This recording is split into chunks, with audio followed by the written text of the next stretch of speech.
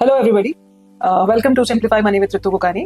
Today, I am with Ms. Kathy Thakkar, who's been a long-term investor in the mutual fund space. And today, we are going to unlock some questions that she still has on investments, what we should do going forward, and it might help most of our audiences. So today, let's talk to Kathy. Hi Ritu, thank you so much for your time, and it was long awaited. हम लोग investment तो बहुत कुछ करते रहते हैं, but there are so many things which we need some clarity. So I shall start with the questions first. Yes. As जो भी सवाल है, you can ask me one by one, and I'll try to answer as much as I know. Okay, so Ritu, what happens, that nowadays ladies, especially working women, they are well educated about how to use the finance, okay? But they are also well earning. But कभी-कभी उनके basic concepts clear नहीं होते ना, तो उसकी वजह से उनके correct investments नहीं हो पाते. So my basic and first question will be that which is good, SIP or lump sum investment? Because suppose कि किसी के regular income नहीं है या same figure income every month नहीं होते हैं, then what do you advise for them? I think it's a brilliant question, Kathy. I think a large part of the country is moving towards entrepreneurship today, which means कि एक stable income आते आते वक्त लगता है. But उस बीच में, why miss out on an opportunity where you can start creating brick by brick and you can make your vault. तो सवाल बहुत अच्छा है कि SIP करे या lump sum करे, which means primarily ये तो पता है कि investment करना चाहिए. So I think first step is taken. Second most important thing before we leapfrog into कि क्या प्रोडक्ट में इन्वेस्ट करें, कैसे करें, is to also find out कि हमारा लॉन्ग टर्म ऑब्जेक्टिव क्या है. आज आप इन्वेस्ट कर रहे हो, मैं इन्वेस्ट कर रही हूँ, हम सब कर रहे हैं, और हम कहीं ना कहीं एक नंबर टारगेट रख रहे हैं, या तो कि 50 लाख बनाना है, 1 करोड़ बनाना है, 25 लाख बनाना है, whatever it is. और इस टाइम पीरियड के अंदर अगर बन जाता है, then I will be able to do certain things. So it can be buying your house, it can be your child's education, it can be your own travel expenses, whatever it is. तो अगर आप ये सोचते हो कि 2028 में घूमने जाना है, या by 2030 you want to buy a car, upgrade your car, तो आपके पास एक टाइम है, horizon in mind. तो अगर आपका वो horizon आपको क्लियर है, वो 3 साल है, वो 5 साल है, वो 7 साल है, तो पहली चीज है कि वो हम समझ लें. अगर गिग वर्कर है तो देखो कंसिस्टेंसी वाली बात फिर तो नहीं आती है, क्योंकि तब SIP करना मुश्किल है. तो उसकी जगह हम लमसम इन्वेस्टमेंट कर सकते हैं. बट इसमें एक ख्याल रखना पड़ता है कि lump sum investment is subject to the market levels. तो बहुत यूफोरिक मार्केट जब होता है ना, विच मीन्स कि एक तरफा बड़ा बाजार हो गया है, उस वक्त हम बहुत ज्यादा यू कैन से पॉजिटिव होते हैं मार्केट के आउटलुक से, मार्केट के आउटकम से, तो हम तब आते हैं, राइट? विच मीन्स बाजार ऑलरेडी बढ़ चुका है, तब आ रहे हैं. सो ये समझना बहुत जरूरी है कि मुझे मेरे गोल के लिए इन्वेस्ट करना है, मुझे इसलिए नहीं करना है क्योंकि बाजार ने 30% का रिटर्न 1 साल में बना के दिया है, ठीक है? और मुझे ये समझना है कि मेरे 10 साल के बाद मुझे ये अमाउंट चाहिए, तो थोड़ा थोड़ा करके मैं जमा करूं. And the market historically has given a return of anywhere between 12 to 15%. चाहे आप स्मॉल कैप ले लो, मिड कैप ले लो, लार्ज कैप ले लो, किसी भी स्पेस पे इन्वेस्ट करो. तो अगर आप 5 साल, 7 साल, 10 साल इन्वेस्ट कर सकते हो, जब आपके पास थोड़ा थोड़ा पैसा आए तब कर सकते हो, अपना एक नंबर टारगेट डिफाइन कर सकते हो, तो फिर according to your current situation in life you can do lump sum. एक और तरीका होता है जिसके पास मान लो डिफरेंट इंटरवल्स 25,000 है, 10,000 है, 5,000 है, 50,000 है, तो उस इंटरवल में अगर आपको पैसा लगाना है और बाजार बढ़ा हुआ है फॉर एग्जाम्पल, तो क्या आप वेट करोगे? आई वुड से वेट करने की जरूरत नहीं है. There is one more mechanism which is called systematic transfer plan, STP, जिसमें आप क्या करते हो, आप एक बल्क पैसा लंप सम एक डेट इंस्ट्रूमेंट में इन्वेस्ट करते हो, लिक्विड प्लस फंड, और वहां पे पार्क करते हो. तो वहां पे ऑन एन एवरेज एक लिक्विड फंड आपको सेविंग्स अकाउंट से बेटर रिटर्न देता है, 5 से 6% का एवरेज रिटर्न आ जाता है. तो वो आपका बैठेगा उसमें, और वहां से आप सिस्टमैटिकली ट्रांसफर करो in your choice of equity fund. तो उससे क्या हो रहा है, आपने वहां पे सिस्टमैटिक अप्रोच ला दिया. आपके हर महीने या हर हफ्ते फ्रीक्वेंसी आप डिसाइड करो, पैसे स्विच होकर इक्विटी में जाएंगे. तो that will give you the power of averaging, क्योंकि बाजार एक तरफा ऊपर नहीं जाता है. It goes through a lot of fluctuations. So that is how you can do. So lump sum भी आप इन्वेस्ट कर सकते हो, SIP कर सकते हो, तो बहुत अच्छी बात है. बट अगर नहीं कर सकते हो, देन STP फॉर्मेट से हम इन्वेस्ट कर सकते हैं.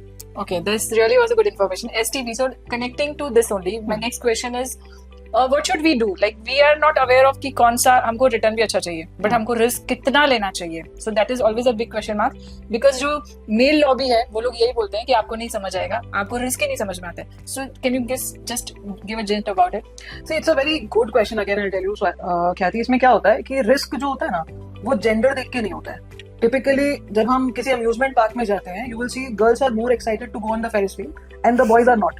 ठीक है? जब हम हाई स्पीड ड्राइविंग करते हैं, risk is not only about like that कि आप कितने स्पीड में गाड़ी चला रहे हो. ठीक है?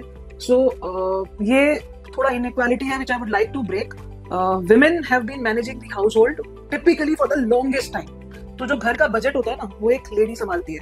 उसको पता है कि आज अगर उसको 15,000 में घर चलाना है, 25,000 में चलाना है या 1 लाख में चलाना है, वो उस हिसाब से अपना घर का खर्चा चलाती है और बचाती भी है for times of trouble. She is the one who comes out with money at different pockets. So somehow I am a feminist here. I believe that ऐसा कुछ भी नहीं है कि women don't understand finances. It's just that they have not taken that step. क्योंकि कोई कर रहा है ना, तो जब घर पे women खाना बनाती है ना, तो male goes out to work. वो खाना बना सकता है, फिर भी वो नहीं बनाता है क्योंकि कोई है जो वो कर रहा है. Similarly, for the longest time, men have been taking the you can say decision of investing. चाहे जमीन खरीदनी हो, चाहे प्रॉपर्टी घर के लिए लेनी हो, या बैंक में पैसे रखने, क्योंकि वो ही व्यापार करने जाता था, तो पैसे कमा रहा है तो वही डिप्लॉय कर रहा था. तो वो हैबिट हम चलाए जा रहे हैं. ठीक है.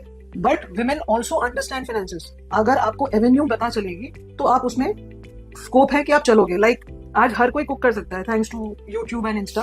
That recipes are easily available. Similarly आज के डेट में देर आर मेरी एवेन्यूज जहाँ पे इन्वेस्टमेंट के अपॉर्चुनिटीज के बारे में भी हमें जानने मिलता है कि हम SIP कर सकते हैं, हम PPF कर सकते हैं, हम किसान विकास पत्र कर सकते हैं. There are so many things. ठीक है. तो आज तुम्हें भी पता है, मुझे भी पता है. That way, many others are also aware of it. When it comes to investing, men or women, कोई भी हो, they are equally competent to understand and decide. Okay, so ऐसा नहीं है कि एक वर्ग ज्यादा समझ रहा है और एक कम. No, my question is कि STP आप बता रहे हो. So STP is the best thing, जो मुझे भी नहीं पता था. पर STP के बाद में what is it like? अगर मैं सोचूं कि मुझे कौन से में जाना है, इक्विटी में जाना है या डेट फंड में जाना है. So my question is related to that कि उसका basic knowledge. It is not Okay, about. I'll tell you. So you understand the equity और debt part, it follows. तो मैं अभी ये समझने की कोशिश कर रही हूँ कि तुम्हें बुखार है कि नहीं, या तुम्हारा पेट दुख रहा है, या तुम्हारा पाँव सूजा हुआ है कि नहीं. I am trying to understand that. And then I can tell you कि is it because of diabetes, is it because you walked a lot, is it because तुम्हारा uric acid high है. I am trying to understand before I prescribe you the medicine. तो क्या equity fund, क्या debt fund, क्यों equity fund, क्यों debt fund, ये तो मैं तभी बता पाऊंगी जब मैं ये समझूं कि आपका प्रॉब्लम एरिया क्या है. So I am just trying to address that आपको इन्वेस्ट करना है. आप ये बात क्लियर है, आपको अपना गोल समझ में आ गया है कि हाँ मुझे इतना अमाउंट बाय दिस टाइम अगर होगा, I feel I have reached at a certain level. तो अगर ये दो चीजें क्लियर हो गई तो फिर एवेन्यूज ऑफ इन्वेस्टमेंट क्या है. Avenues of investment traditionally have been bank deposits. ठीक है. एंड नाउ बहुत ज्यादा मिर्च का तड़का लग जाता है by when some wrong product is sold to you. ठीक है. व्हिच मींस कि आपको मिर्च हजम नहीं होती पर आपके खाने में मिर्च ज्यादा डाल दी गई है. तो वो चीजों को अवॉइड करने के लिए समझना बहुत जरूरी है कि मेरे रिक्वायरमेंट के हिसाब से, मेरे रिस्क के हिसाब से मैं कहाँ तक चलूं. Also the frequency of payments. So when you tie yourself with an SIP, आप एक frequency of payments of a certain term आपने कमिट कर दिया अपने आप को. When you do an STP, it is fully linked to your lump sum investment. कि अगर आपका 1 लाख है तो 1 लाख तक ही डिप्लॉय होगा. ठीक है. So that is one thing. अब आपको कहाँ इन्वेस्ट करना चाहिए. See the best thing as I said, अगर आप STP कर रहे हो और अगर आपके 5 साल की गोल है, 7 साल की गोल है, तो आप इक्विटी ओरिएंटेड प्रोडक्ट्स में आओगे तो वो ज्यादा अच्छा है क्योंकि you are giving it a good time. But अगर आपका गोल 2 साल का है, सो 2 साल is a very unpredictable time period when it comes to stock market related instruments. तो तब आपको स्टेबिलिटी चाहिए कि भाई मेरा कैपिटल प्रोटेक्टेड रहना चाहिए और उसमें थोड़ा अप्रिसिएशन मुझे मिले. For anything which is 2 years and below, it is advised that you go into a debt product, okay, or you go to a conservative hybrid product. So conservative hybrid products में क्या होता है, 10 से 25% के बीच में equity का element रहता है. Okay. बाकी आपके यू कैन से सिक्योरिटीज रहते हैं, सर्टिफिकेट ऑफ डिपॉजिट्स रहते हैं. सो वो आपका 75% के आसपास का portfolio is a full stable portfolio. For alpha उसमें इक्विटी वाला एलिमेंट रहता है. तो क्या है, आपका 10-15-20% का अगर इक्विटी है तो वो बफर दे देगा when the market is good. और अगर मार्केट अच्छा नहीं है तो वो आपके सिर्फ 15 या 20% ऑफ द पोर्टफोलियो है, तो वो आपके रिटर्न्स को बहुत डाइल्यूट नहीं करेगा. Okay. Yeah. Okay. And one very important question for me, जो I think सारी ladies relate करेंगी. We have a habit of saving. पहले डब्बे में छुपता था, फिर तकिए के नीचे छुपता था, अलमारी के शेल्फ के नीचे छुपता था. So I'm willing to ask that what should we do about creating a buffer amount when we are really jobless और कुछ इनकम नहीं आ रही है. तो वो what would you advise it? How do we create that amount? Maybe for 6 months or 8 months, we want to create a buffer money. Okay, that's a very good question. और इसका जवाब साधारण रिकरिंग डिपॉजिट से solve किया जा रहा है आज के डेट में भी. व्हाट वी डू इज कि पता है कि अगले 6 महीने की 12 महीने की रिकरिंग डिपॉजिट कर देते हैं. और बहुत सारे लोग तो किटीज में भी आते हैं, क्योंकि किटी में आप क्या करते हो, 4,000 5,000 जितने की भी आपकी किटी है उतने लोग जमा करते हो. हर महीने किसी की किटी निकलती है. So if you have a short term in mind और आप कुछ अपने लिए अमाउंट जमा करना चाहते हो, यू कैन डू दैट. वो 2,000 या 5,000 आपको वो डिसाइड करना पड़ेगा. या अगर आपके पास बल्क है, वो छोटा छोटा पैसा आप किसी डेट फंड में इन्वेस्ट कर सकते हो. आपको SIP करना मैंडेटरी नहीं है, ओके? आप 2,000, 3,000, 4,000 करके जब जब आपके पास है आप उसमें ऐड करो। आप ये पैसे कभी भी निकाल सकते हो, that is the best part. So a liquid plus kind of a basket, जो 6 महीने से 9 महीने का पैसा है, अल्ट्रा शॉर्ट टर्म फंड्स होते हैं, लो ड्यूरेशन फंड्स होते हैं, इसमें आप डाल सकते हो। तो आपका पैसा एडअप होकर के जमा होता जा रहा है, आप इसको एक दिन के नोटिस में निकाल सकते हो। So it is a redemption of T+1, ठीक है? Arbitrage is a category is also very attractive here, जहाँ पे आपको टैक्स एफिशिएंट रिटर्न्स मिल जाते हैं। ऑन एन एवरेज ये सारे ही प्रोडक्ट्स 5 से 7% का रिटर्न बना के दे देते हैं। सो लिक्विडिटी अपनी जगह है, सेफ्टी अपनी जगह है, and you are also accumulating. So आप जब गद्दे के नीचे, टेबल के मैट के अंदर में या बर्नी में पैसे जमा करते हैं तो वो उसमें कोई ब्याज नहीं मिलता है, राइट? वो जितना भी अमाउंट हो, बट अगर उसमें आप 5% कमा सकते हो, 7% कमा सकते हो, why lose that? So, anything else? Anything else you ask? और क्या? So how do you think that women today if they think कि वो डिसाइड नहीं कर सकते हैं तो वो एक बात है, बट वो केपेबल नहीं है इन्वेस्ट करने के लिए? Do you still believe that it is true? No, actually not. And the way things have changed, you know, the way the era has changed, the women are more capable of saving money and actually planning money. So my next question is like, you know, कि women को एक budgeting का God gifting है, and they can segregate money in different slots. So what do you suggest, like, you know, somebody is saving for say child education or maybe some vacation next year, buffer money already we discussed, and maybe like, you know, some long term goal, some short term goal, and some immediate emergency fund. So what do you suggest? How do they you know, diversify their portfolio? एक बहुत important चीज मैं यहाँ बोलूंगी कि कई बार क्या होता है ना, जब हम बटुए में पैसा रखते हैं या अलग अलग जगह छुपा के रखते हैं, वो इसलिए रखते हैं ताकि वो नजर में ना आए। सो ये एक बहुत sensitive segment है for women. The moment they look at going to the bank and investing, or they go to mutual funds to invest, वो नजर में आ जाएगा, because every investment today is linked to PAN. But I'm saying कि अगर आप अपने life में स्टैंड ले रहे हो, आप अपने लिए फाइनेंशियल इंडिपेंडेंस या financial you know rights establish कर रहे हो, तो it's you know, it's 100% your right to come up and do it in front of people. और in front of people कौन है? हमारी फैमिली है एट मोस्ट। और ये पैसे भी हम इसीलिए बना रहे हैं, बचा रहे हैं, क्योंकि फैमिली के किसी भी रिक्वायरमेंट के टाइम पे ये हम यूज कर सकें, काम आ सके। सो अगर ऐसी बात है तो आप आइए बाहर और आप इन्वेस्ट करिए, ठीक है? छोटे से करिए, ट्राई करिए कि अगर 5,000 लगाया तो 5,000 पे तो 10,000 का नुकसान नहीं होगा ना, 5,000 पे 5,000 का ही नुकसान होगा अगर हुआ, बट ऐसा कभी होता नहीं। Your money never becomes zero. Market is up and down kind of a thing. So straight line up भी नहीं है, स्ट्रेट लाइन डाउन भी नहीं है, बीच में बहुत उतार चढ़ाव आते हैं। बट अगर आप लॉन्ग टर्म में देखोगे ना, तो you are always benefiting as compare to keeping the money in your box, ठीक है? So what was your question? Did I answer that? Basically my question was that कि अलग अलग पर्पस के लिए अलग अलग डाइवर्सिफाइड पोर्टफोलियो में क्या क्या एसेंस होना चाहिए, लाइक कितने percentage of risk, like you said that equity और डेब्ट और liquid fund. So can you just give a little bit technical idea that women can just go and search that, okay, what are the liquid fund for falana bank or So मैं fund का नाम नहीं बताऊंगी because ideally that is not right for me to, क्योंकि हर किसी के लिए अलग होगा, ठीक है? जैसे हमारी रिस्क एपेटाइट अलग होती है, हमारी चाय की चॉइस अलग होती है, हमारी कॉफी की चॉइस अलग होती है, वैसे ही आपके लिए फंड कुछ अलग होगा, किसी और के लिए फंड कुछ अलग होगा, क्योंकि सबकी रिस्क एपेटाइट भी अलग है, ठीक है? और सबके टाइम लाइन्स भी अलग है। तो बट मैं आपको इस तरीके से बता सकती हूँ कि अगर आपको शॉर्टर टर्म के अंदर पैसे चाहिए तो आप प्लीज बहुत रिस्की एसेट्स में मत जाइए, क्योंकि one bad experience and you will never come back, okay? और आपकी सारी अपॉर्चुनिटी उसके साथ चली जाएगी।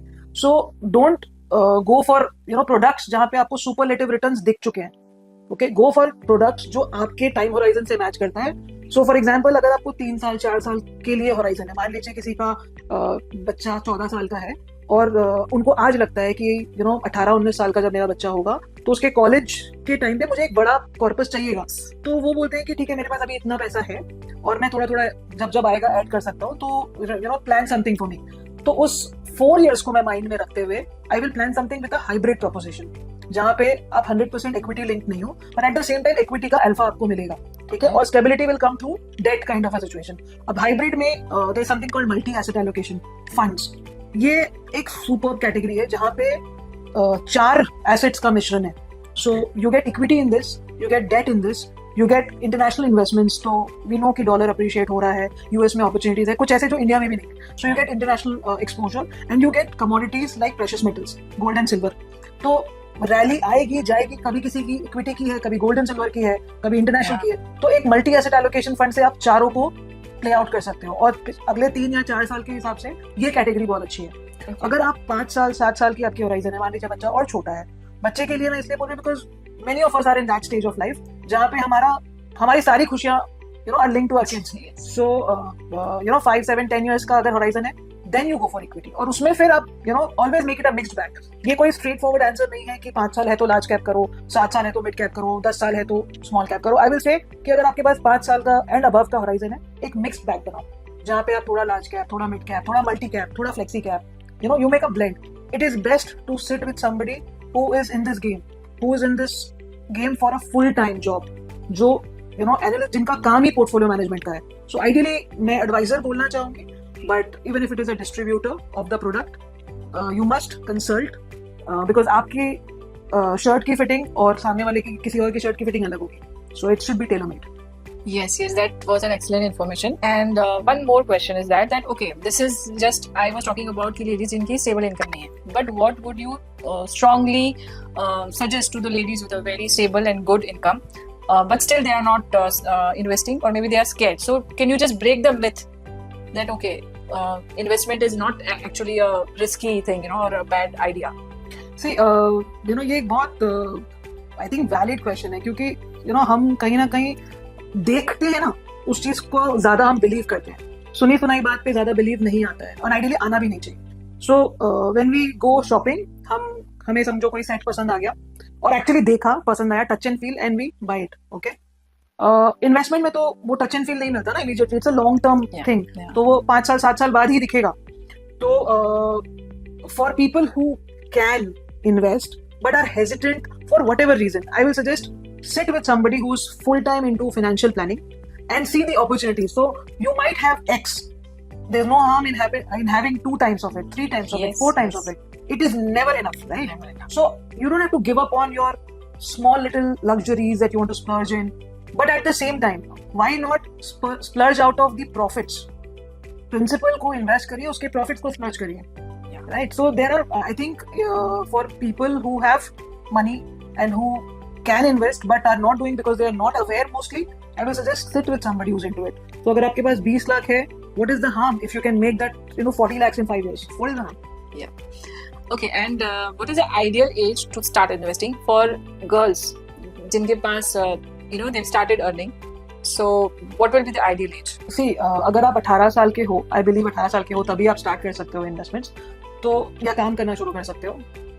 So अगर आपकी पहली सैलरी या आपके बिजनेस का पहला अर्निंग आपने बना लिया है, तो मेरा ये सजेशन होगा कि आप फर्स्ट अर्निंग का एक पोर्शन इन्वेस्ट करिए, सेकेंड अर्निंग का एक पोर्शन इन्वेस्ट करिए. और वो पोर्शन का मैं कोई रेशियो नहीं दे रही हूँ कि 50% डिप्लॉय करो, बिकॉज आई डोंट नो कि आपने एजुकेशन लोन लिया था और उसको आपको रीपे करना है या नहीं. So I don't know that. But if you are already started earning, then keep a portion of your earning towards your investment, and 5 years later enjoy the profits that you earn out of it. उसको splurge करो, उसको लेके घूमने जाओ, उसको लेके घर लो, उसको लेके गाड़ी लो. बट वो जो एक क्लीशे है कि the best time to invest was yesterday and the next best is today. So there is no tomorrow because tomorrow never comes. Yeah? Yes, Ritu. So my next question is that कि हम अपने आसपास में कैसे काफी जन देख रहे हैं जो अर्निंग कर रहे हैं but somehow they are not investing. So what message you would like to give to them? See, what I like to know is कि invest क्यों नहीं कर रहे हैं. It could be because their expenses are too high and they're not saving. It could be because they don't understand. It could be because उनको importance ही नहीं पता है कि invest क्यों ही करें, अभी पूरी जिंदगी पड़ी है. अगर ये है situation कि they are not saving or they are not able to save, then I'll say कि एक बहुत छोटी सी चीज है जो शायद अभी तक जान नहीं पाए लोग, कि म्यूचुअल फंड एक ऐसा जगह है जहाँ पे आप महीने का 100 रुपया भी इन्वेस्ट करके शुरू कर सकते हो. सो अगर कोई मान लो 8,000 रुपया कमा रहा है महीने का, तो भी उसके लिए 100 रुपया अलग रखना, इट्स लाइक मे बी एक हफ्ता 10-10 रुपए की जो चाय पी रहे हैं या 12 रुपए की जो चाय पी रहे हैं, वो अगर वो कहीं से एडजस्ट कर ले तो वो 100 रुपए महीने का डिप्लॉय कर सकते हैं. महीने का 250 रुपया कर सकते हैं, महीने का 500 रुपया कर सकते हैं। तो ऐसा नहीं है कि SIP करनी है तो 5,000 10,000 ही होनी चाहिए।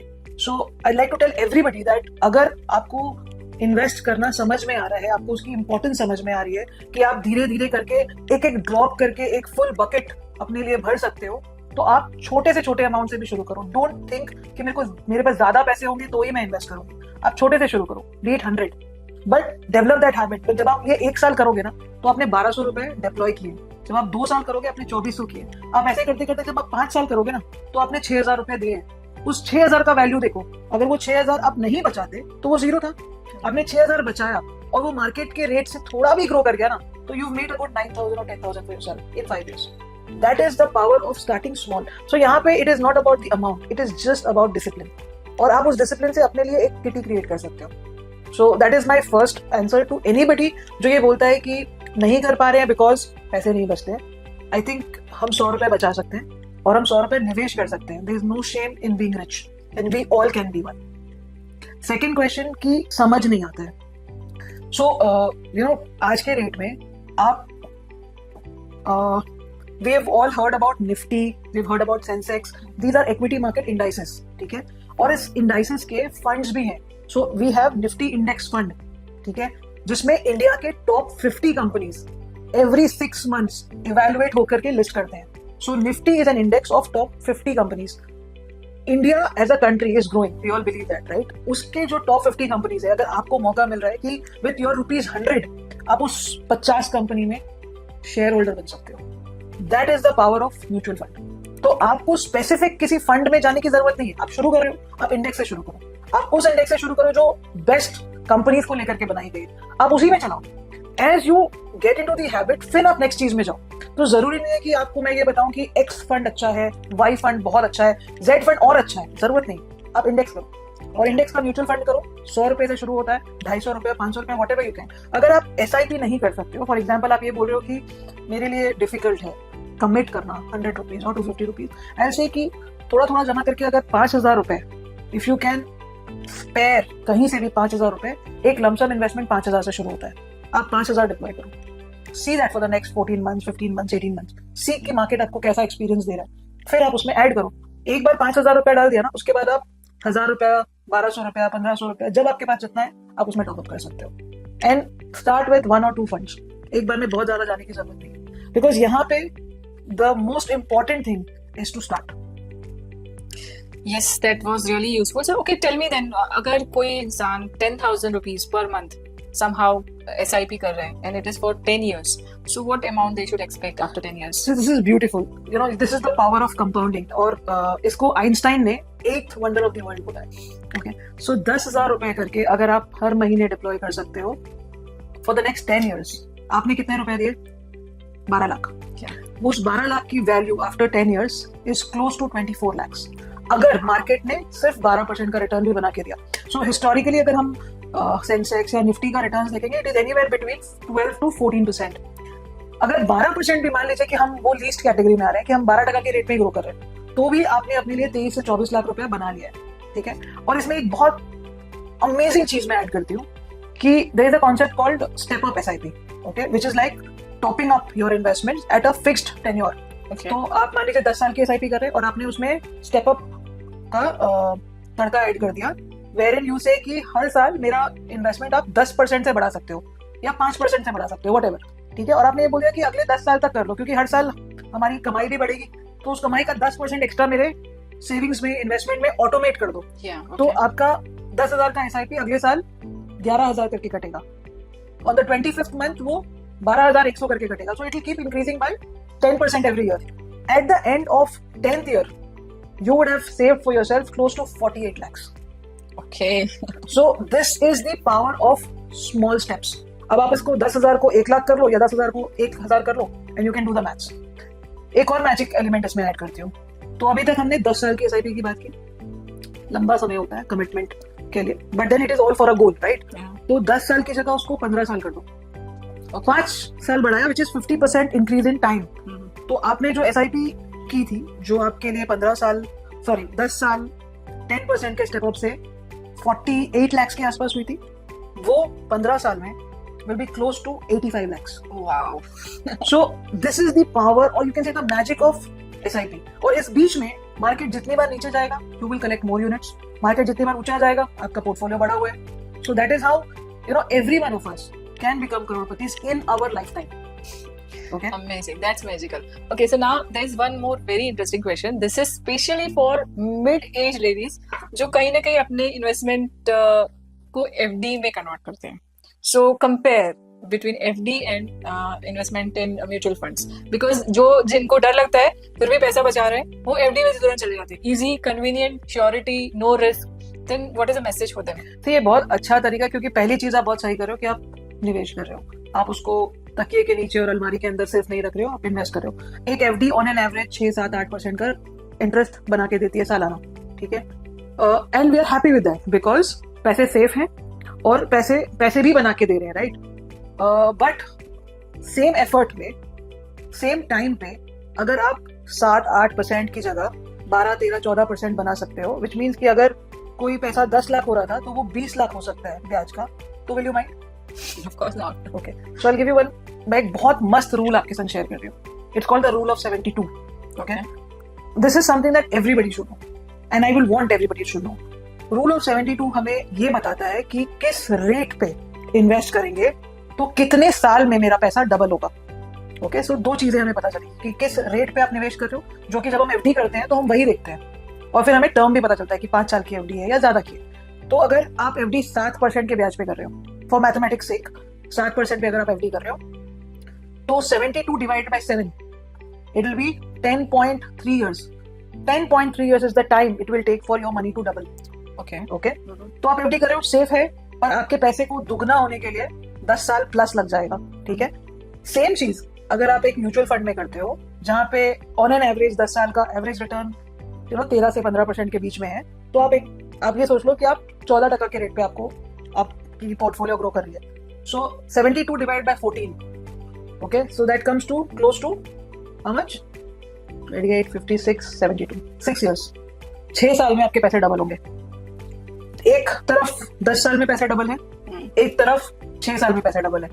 And this is not a commitment, because कई बार मार्केट 15%, 16%, 17% भी रिटर्न बना के दिया है, और कई बार 10, 11, 9% भी बना के दिया है. बट ऑन एन एवरेज अगर 14% का रिटर्न बैठा है, तो हर 6 साल में आप अपने पैसे को डबल करोगे, विच मीन्स कि 12 साल में आपका पैसा 4 गुना हो जाएगा. तो अगर आप 10 लाख रुपए लगा रहे हो, तो पहले 6 साल में वो 20 लाख हो गया, और अगले 6 साल में वो 20 का 40 लाख हो गया. So that is the message I would want to give to all the people कि अगर आप FD कर रहे हो, कॉम्प्लीमेंट इट. सब्स्टिट्यूट करने की जरूरत नहीं है कि FD मत करो और ये करो. आप FD कर रहे हो, डेफिनेटली करो, बट एक पोर्शन ऑफ योर मनी आप ऐसे एसेट्स में भी लगाओ जहां पे आपको बेहतर रिटर्न्स का एक्सपीरियंस मिल सकता है. Okay. And another very difficult question which comes to the mind of each of the ladies, I guess, is कि हमारा पेपर वर्क क्या होता है, हमको पैसे निकालने होंगे तो कैसे होंगे. सो ये थोड़ा सा बेसिक चीजें आप एक्सप्लेन कर सकते हो? ये बहुत बढ़िया सवाल है अगेन, बिकॉज क्या होता है जब हम FD करते हैं, फॉर एग्जाम्पल जो हर हाउस होल्ड में लोगों को पता है, तो हम बैंक जाते हैं और बैंक में एक फॉर्म भरते हैं और FD हो जाती है, और जब निकालना होता है सेम प्रोसेस.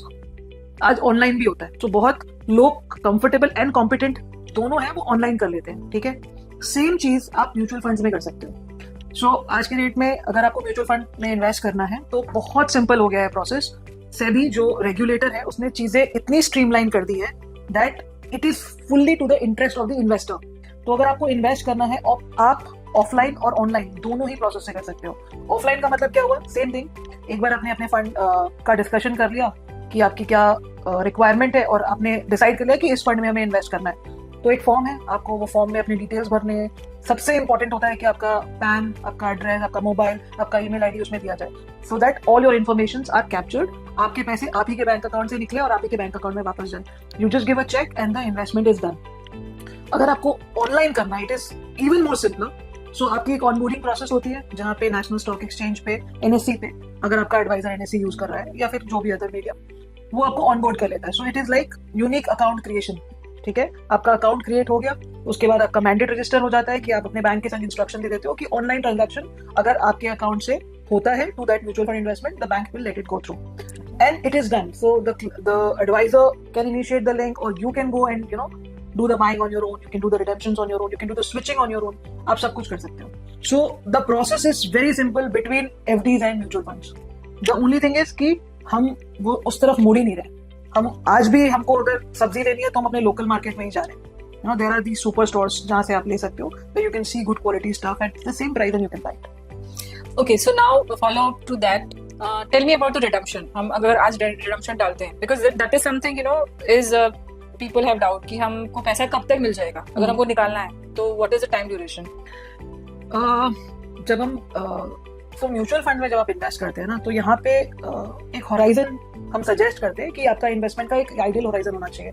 सो मान लीजिए अगर आप किसी इक्विटी ओरिएंटेड पोर्टफोलियो में है और आइडियल इन्वेस्टमेंट होराइजन 5 साल का है, तो 5 साल के बाद अगर आपको पैसे चाहिए, ठीक है, आपको रिडेम्पशन करने के 2 दिन में आपके अकाउंट में पैसे मिल जाएंगे. So it takes T+2 business days for the money to come back to your account in an equity mutual fund. But वही अगर कोई डेट ओरिएंटेड इंस्ट्रूमेंट में आपने लगाया है जहाँ पे 6-8 महीने वाला पैसा आपका लगा था, वो T+1 मतलब ट्रांजैक्शन डे +1 डे पे आपके अकाउंट में वो पैसे आ जाते हैं. Ideally the money hits your account in the first hour of the day. Okay, that's very useful. Okay, so now another question is, suppose कि मेरी इन्वेस्टमेंट का आज फाइनल अमाउंट इज से 70 और 80 lakhs. मैं काफी सालों से इन्वेस्टमेंट करती आ रही हूँ in mutual fund only, but now मेरी मंथली इन्वेस्टमेंट उतनी फिगर नहीं है. On the contrary I need money. Okay, तो ऐसा कोई सिस्टम है कि मुझे हर मंथली बेसिस पे कुछ फिक्स्ड अमाउंट मिलती रहे? Yes, of course. So mutual fund में एक कॉन्सेप्ट है which is called systematic withdrawal plan. Okay. Which is SWP in common man's parlance. तो ये क्या करता है कि it is a planning for money back into your account. जैसे हम SIP करते हैं, this is exactly the opposite of SIP. So SIP में क्या करते हो, आप अपने निवेश कर रहे हो, तो आपके बैंक से पैसा कटता है और आपके इन्वेस्टमेंट अकाउंट में जाता है, राइट? जब हमको रिवर्स मैकेनिज्म करनी है, जब हमको अपनी लिक्विडिटी प्लानिंग करनी है थ्रू आवर इन्वेस्टमेंट्स, तो हम SWP का रूट लेते हैं, जहाँ पे आप डिसाइड करते हो कि मेरे को इतना पैसा चाहिए, कि आज मेरे खर्च के हिसाब से मुझे लग रहा है कि मुझे एक्स अमाउंट चाहिए, और ऑन एन एवरेज अगर ये इस तारीख के बीच में आ जाएगा, then I can manage my expenses really well. So you can automate that through SWP, जहाँ पे आप से 25,000 रुपया per month, 50,000 per month, depending on what your accumulated corpus is, उसका ऑन एन एवरेज अगर आप 8 से 9% ऑफ माय एक्यूमुलेटेड कॉर्पस अगर हम विड्रॉल करते हैं, डिपेंडिंग ऑन कितने टाइम के लिए मुझे चाहिए. आप ये चाहते हो कि फॉर लाइफ लॉन्ग हो, you can do that. If you wanted कि अगले 5 साल के लिए मेरा कर दो या अगले 6 महीने के लिए करो, because I am in the middle of doing something, you can fully strategise it and automate it. तो आप विड्रॉल अपना ले सकते हो at the interval that you want. जैसे there are some people जिनकी EMIs है lined up, ठीक है, और for some reason the regular income has gone through some turmoil, तो वो अपने accumulated corpus से उन्होंने decide किया और वो हर महीने उतना amount अपने account में ले लेते हैं. So it can be fully strategized and planned. Okay, Ritu, so one more question is that आपने STP के बारे में बताया. So suppose I have 1 lakh rupees currently in my hand. So what do you suggest? मुझे 1 लाख रुपए एक साथ lump sum में डाल देना चाहिए या मुझे STP का रूट लेना चाहिए? This is very good question. तो ये सवाल वापस वहीं आ रहा है कि मुझे लमसम इन्वेस्ट करना चाहिए. Now this is very specific to the time that we are in. So the day we are recording, the markets are at a wonderful level. I will rather call it is at a 2-year discounted rate. So we are hovering anywhere between 77,000 levels of Sensex. And this is the same level we were in 2024. Okay. So पिछले 18-19 महीने में market कहीं गया नहीं, ठीक है. It's just been doing sideways, a little bit up, little bit down. So मेरे हिसाब से आज के रेट में अगर आप इन्वेस्ट कर रहे हो, आप लमसम इन्वेस्ट कर सकते हो, because markets are at good levels. But this is not sacrosanct. Okay. This is again कि आपको अगर ये लग रहा है कि नहीं एक बार में नहीं लगाते हैं, मार्केट यहाँ से और करेक्शन हो सकता है, then we can do STP. So you know इसका कोई फिक्स्ड फॉर्मूला नहीं है. मैं इसको अगले 4 महीने में ब्रेक करने का भी सजेशन दे सकती हूँ आपको. मैं इसको अगर आपका 10 साल का होराइजन है तो मैं ये बोलूंगी कि लगा दो, एक शॉट में लगा दो. बट अगर आप बोलोगे कि नहीं तो 3 से 4 साल के हिसाब से करो, then I will say कि इसको स्टैगर करते हैं अगले 2-3 महीने में, because a lot of developments are happening on the geopolitical front. If things stabilize, the market will run up. If it still is in this range, then also as an economy we are at a very good space. You know, India market should do good. US is already doing good. So we can, diversify into different countries. We can diversify into different asset class. So yeah, so the amount is one thing. The time is the important factor here. I will suggest कि if you want to tell me that today I want to invest, I will say we'll go for lump sum. Okay. Based on the current situation. Yeah, based on the current situation, which is favorable for entry. Okay. And next question is, what is Ritu Kokani's favorite investment mantra? my most favorite investment mantra is start and continue. क्योंकि अगर निकल चलेंगे तो पहुंच जरूर जाएंगे, सोचते रहेंगे तो वहीं रह जाएंगे जहां है. So that is what I'll tell everybody. Start. Be it small, be it large. Time will decide, but start. Okay, and what is your suggestion for mothers जिनके son has started earning? They are supposed to get a first paycheck or second paycheck. As a mother, उनको क्या अपने बेटे को advice देनी चाहिए for investment basically? See, आज के बच्चे ना हमसे ज्यादा अवेयर हैं because of so many avenues of information. So unlike आज से 25 साल पहले जहाँ पे बहुत अपॉर्चुनिटीज के बारे में पता ही नहीं था, बच्चे आज बहुत कुछ जानते हैं, but at the same time there is a lot of noise. So carry away हो जाना बहुत आसान है कि इस सैलरी को, इस पहली सैलरी से मोबाइल खरीद लें या पहली सैलरी से घूमने चले जाएं, फिर आने वाले टाइम पे कर लेंगे. So as a parent, if my child started earning, I would suggest my child that since you don't have a lot of overhead expenses, invest as much as you can. First invest, then spend. Don't spend and then invest. Okay, don't spend, then invest. First invest, then spend. Okay. Yeah. Okay, so next question is... See, you might have a lot of questions, Khyati. But जैसे अपने real life में जो experience हम कर रहे हैं, हमारे आसपास के लोगों से जिनसे हम मिलते हैं, जो हमारा फ्रेंड सर्कल है, जो हमारा फैमिली सर्कल है, वहां पे अगर कोई ऐसा चीज लगा, because you are an investor, कि ये चीज मिसिंग है यहाँ पे, हैड दे नोन, तो चीजें इनकी भी बेटर हो सकती थी. Are there any such instances when you feel कि you can afford to take a break from your regular work life and plan for something and then go back to whatever you want to do, but many cannot do that because उन्होंने right time पे right decisions नहीं लिए या right time पे right decision लेने का मौका ही नहीं मिला. So do you think that if given a chance we can have a better society, better literate, financially literate society, and we can have better outcomes? What do you think? See, for me personally, investment at a very young age is first thing. It was very important. Investment literacy, that is very very important. ये actually subject होना चाहिए जो unfortunately हमारी study system में नहीं है. And third is you should be very much aware about where you're investing. Like you said that there is so much of noise. I've also seen an example where now parents have started gifting their daughter some fund amounting something as a gift, rather than giving some material or cash or something. So investment at the right age, right, and you have to understand that inflation की वजह से आपकी money कितनी degrade हो रही है, so considering that percentage and then investing based on that. But somewhere the awareness is not there. So then can you just give a little bit just about inflation and investment? जैसे वो FD का है, तो FD is something like it is as good as you have not invested anywhere because investment ही वो सारे percentage खा जाता है.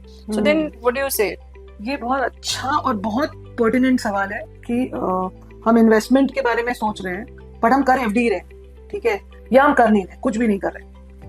We all know about the power of money. Okay, so the power of money is something कि वो हमें खरीदने का मौका देता है, and the power of money is also कि वो जिस तरीके से महंगाई बढ़ रही है उसकी पावर कम भी होती जाती है. तो 100 रुपए में अगर आप मान लीजिए 2 किलो चावल ले पाते थे टिल अबाउट 5 years बैक, आज के रेट में शायद आप 2 किलो चावल ना ले पाए. If you want to go for a basmati rice, तो वो तो ले ही नहीं पाएंगे, right?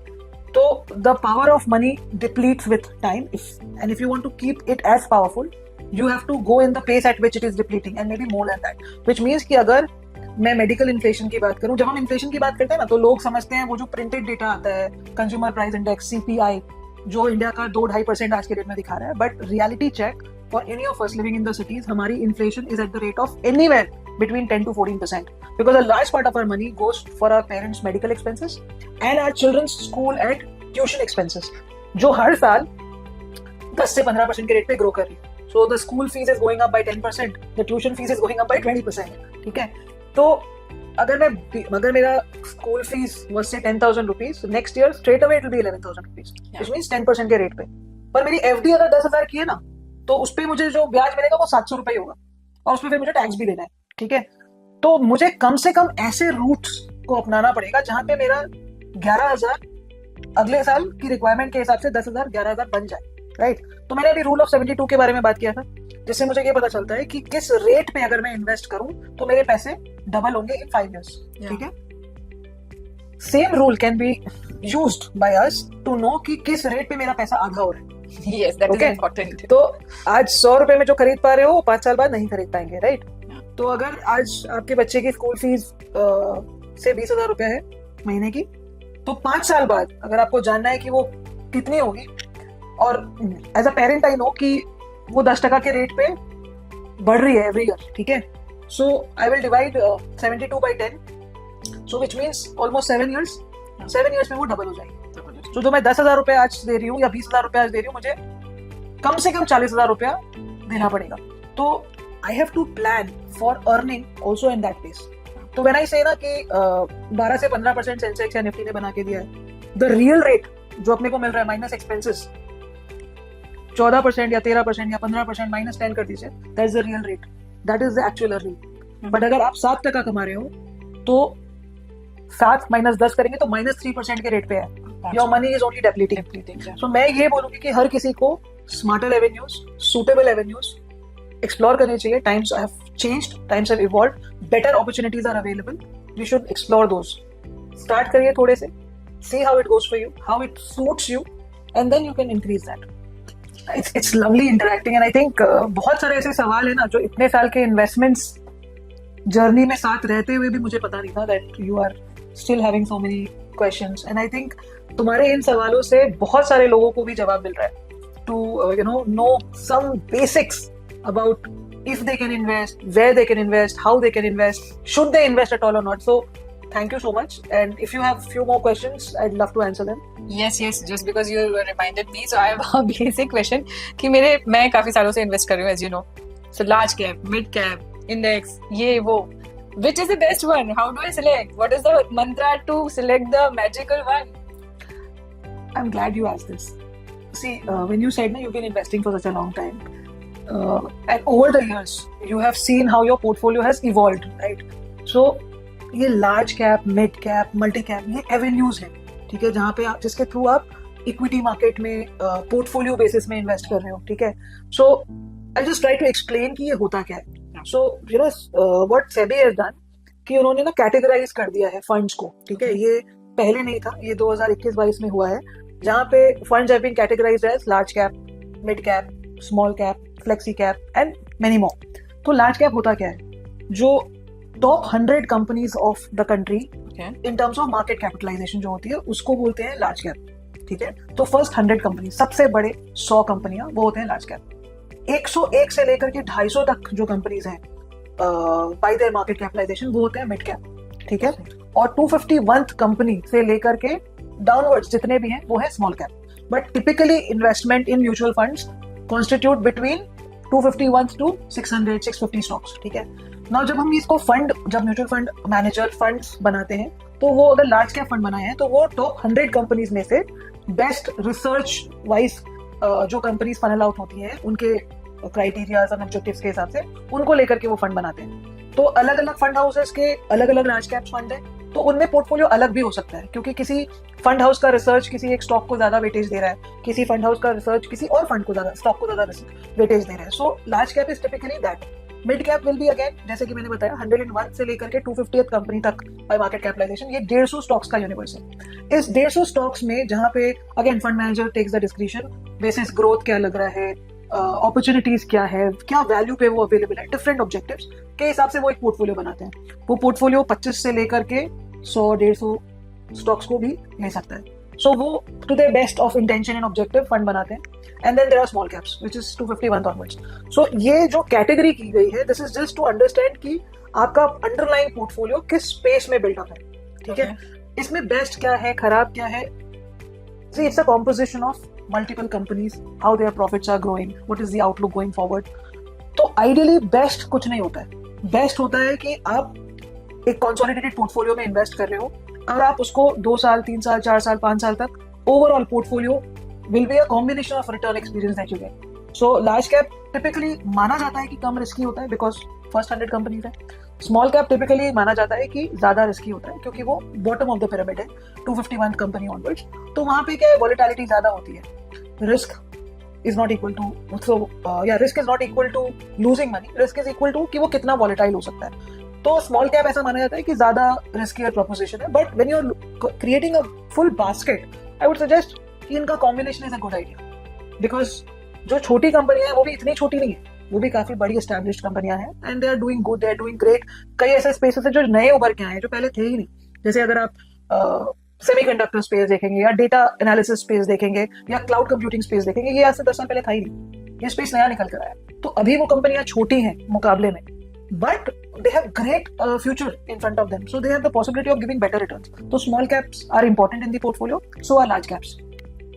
I would suggest everyone should have a good blend of small, mid, large, multi, and it will vary for person to person. अगर आपको बिल्कुल रिस्क नहीं लेना है बट आपको इक्विटी में आना है तो आप लार्ज कैप लो। Okay. अगर आप ग्रोथ ओरिएंटेड भी हो, आपके पास 10 साल 15 साल है, तो you should have mid caps, small caps, because वहाँ ग्रोथ पोटेंशियल काफी अच्छा है, like that. Okay. I get it. Now I have one personal question. What should I do with my money? Should I buy a house or should I keep investing? Do you need a house? You don't need a house, but I also need money to a good amount of money too. So see, if you already have a house and you want to buy a second, then my answer will be different. But if it is your first house, okay, then I will say हर किसी को अपना घर लेना चाहिए, और जो संतुष्टि और खुशी अपने घर में होती है ना, वो रेंटेड में नहीं होती। सो आज के डेट में बहुत सारे डिबेट्स चल रहे हैं कि why block a large chunk of money into buying a house when you can rent one.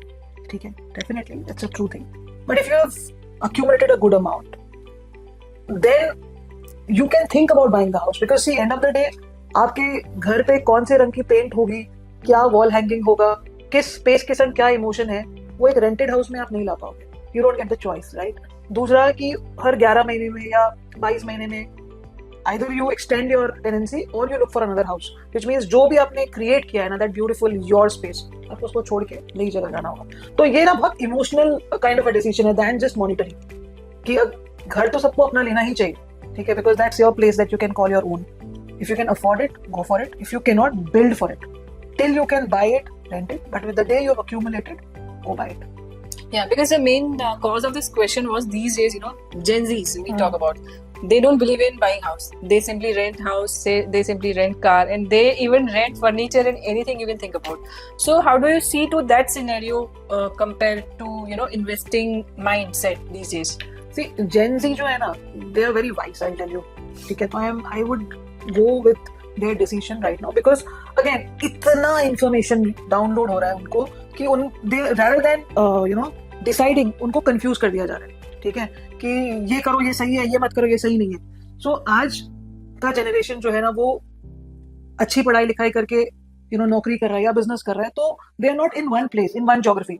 कभी हैदराबाद अच्छा है, कभी बैंगलोर अच्छा है, कभी पुणे अच्छा है, कभी बॉम्बे अच्छा है, कभी कैलकाटा अच्छा है। So if you are keeping on switching locations because you are getting better opportunities, then I would say it is not wise to block a large chunk of money into buying a house in that place. तो अगर आपका ऐसा prospect है कि आप move around करते रहोगे, तो इट्स एडवाइजेबल कि आप रेंट पे रहो।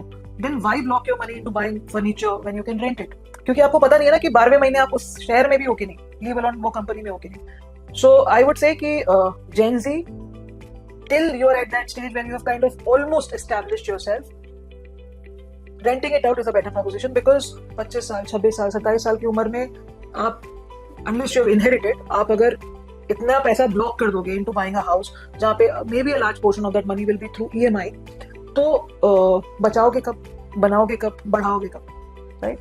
So for the first 5-7 years, I would say build up a corpus, and then by grace of God, if you've accumulated a good corpus, you're at a good stable space in your life, and you've decided कि हाँ अब इस शहर में I will continue, then go ahead and buy a house. But buy a house. I am a propagator of owning your own house, but with these factors remaining clear.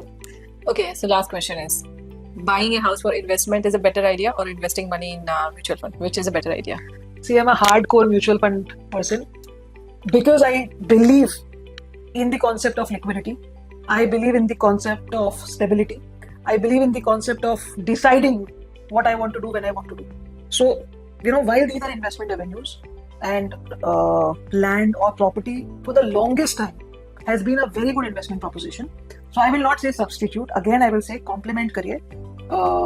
property price appreciate हो रही है, obviously you will make money out of it, but that it comes with its own caveats, it comes with its own limitations कि कल आपको liquidate करना है तो आप कल चाहो तो कल liquidate कर पाओ, क्या वो proposition आता है आपके property investment में? आप जिस भाव पे लिक्विडेट करने का सोचे थे कि हाँ ये इतने साल में, मान लो आपने 1 करोड़ लगाया था और अगले 5 साल में कम से कम 2 करोड़ में तो ये बिकना चाहिए, पर अगले 5 साल में ये 2 करोड़ को क्या 1.75 का भाव भी नहीं आ रहा है फॉर एग्जाम्पल, तो क्या आप लिक्विडेट करोगे? So it comes with those kind of decisions कि ठीक है नहीं 5 साल नहीं 10 साल कर दिया, then fine, but versus that if you choose to go through the mutual fund route तो लिक्विडिटी आपकी है, आपको 1 करोड़ के इन्वेस्टमेंट में 5 लाख चाहिए, आप 5 लाख निकाल सकते हो, 10 लाख चाहिए 10 लाख निकाल सकते हो, 1 करोड़ चाहिए 1 करोड़ निकाल सकते हो, अगले 5 साल में कुछ खराब भी हुआ तो 7, 8, 9, 10% के रेट पे ग्रो करेगा। बट वर्सेस दैट अगर आपने किसी प्रॉपर्टी में, मान लीजिए किसी फ्लैट में इन्वेस्टमेंट किया हुआ है और आपको एक पोर्शन ऑफ द मनी चाहिए, तो आप उसका किचन या बालकनी तो नहीं बेच पाओगे, even if you are getting the price, so either it goes all or it stays all. But in mutual fund, you have the power to partially withdraw. You have the power and potential to see where your money is going. Make changes. अगर आपने property ले रखी है, इस area का भाव बढ़ना था बढ़ा ही, तो आप मतलब फट से कहीं और कर पाओगे क्या कि यहाँ बेचा वहां ले लिया? अगर कर पाओगे बहुत अच्छी बात है, नहीं कर पाओगे जो कि ज्यादातर होता है, then mutual fund is better, because अगर किसी आपने फंड में इन्वेस्ट किया and for whatever reason वो साइक्लिकल फंड था नहीं चला, आप निकल के दूसरे फंड में जा सकते हो 3 दिन के अंदर, T+2 स्विच हो जाएगा, right? So I will say कि कॉम्प्लीमेंट करिए, बट पहले बेसिक्स करिए। Your basic should be something which is more liquidatable, more transparent. Yeah. Thank you so much. It was a pleasure talking to you, and I think काफी अच्छे सवाल आपने पूछे, many that is very personal to you and your portfolio and your understanding, and many जो शायद larger audience के लिए है. So I thank you enough for being a part of this conversation. Thank you so much for answering all my questions and making me have a lot of clarity. I think I'll be a better investment. I'll do better investment now onwards. Sure. With me by your side, you'll always do that. I assure you that. So I think it was wonderful talking to Kathy today, and I look forward to giving you more insights on your investment journey. May you make loads of money. Thank you. If you want to know more, please follow Simplify Money with Ritu Bukani. That's my day. Thank you.